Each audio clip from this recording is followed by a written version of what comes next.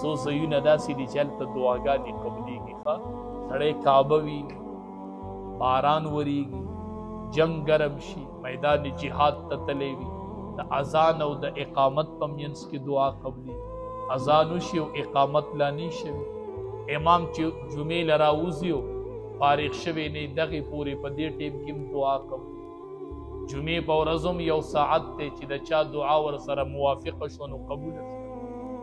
د هغې کې یو ساعت دا دی چې کله سړی قرآن ختم کړي په دغه ټیم کې د ده دعا مستجاب.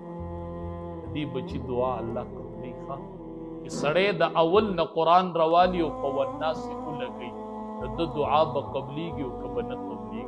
نو چې سړي ځان له داسې یو بچی پرېښودی وي، بچیا مورې داسې یو بچی دله نه دی پکار، لاره داسې یو بچی نه دی پکار، ته خپل بچي ته ووایې بچیا چې کله زه مړ شمه ته د قرآن حافظ یې، ما په تا ډېرې پیسې لګولي دي، ما تا دپاره ډېرې سوکړې برداشت کړي دي. بچیا چې کله زه مړ یمه او ته تراوو کې قرآن واورې بچیا مسله به ولاړي.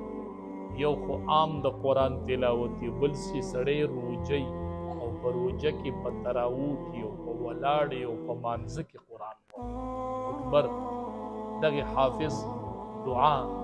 نو چې دا مور ورته وایي بچیا چې ته کله تراوو کې قرآن واورئ، حافظ قرآن له خلکو اوبه راوړي شوف که، یو ورته وایي په ما شوف که بیمار یو ورته را دې خوا شي په ما شوف که. دا خلک وایي د ټول قرآن ختم کړی دی، دی چې اوس شوف کوي یا په اوبو کوي دا به ډېر برکتي شوفي.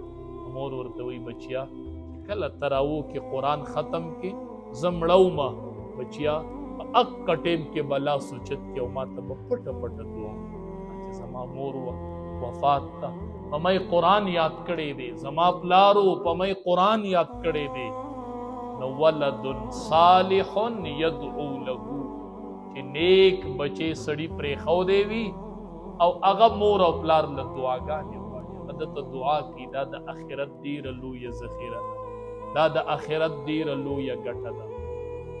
خلقو به بچو باندې کوشش کوو. ښه بایزید بوستامي رحمت الله علیه علم لتو مور ورته وایي بچیا علم لی تیار که بچې دا داسې میندې پکار وي. ښه دا به بچې شړې، ښه دا به بچې ورکۍ، ښه دا به د بچې وظیفې غواړي. ښه یو کور له بل کور له به ځي چې وظیفه راوړی الله مبخه، دا به داسې نه وي. ښه بایزید بوستامي رحمت الله علیه چې مور رخصتو ورته وایي بچیا ځه هله به کور ته راځي چې علم مکمل کې دواړه به یو بلي. ما ستا نن جدایي رالاله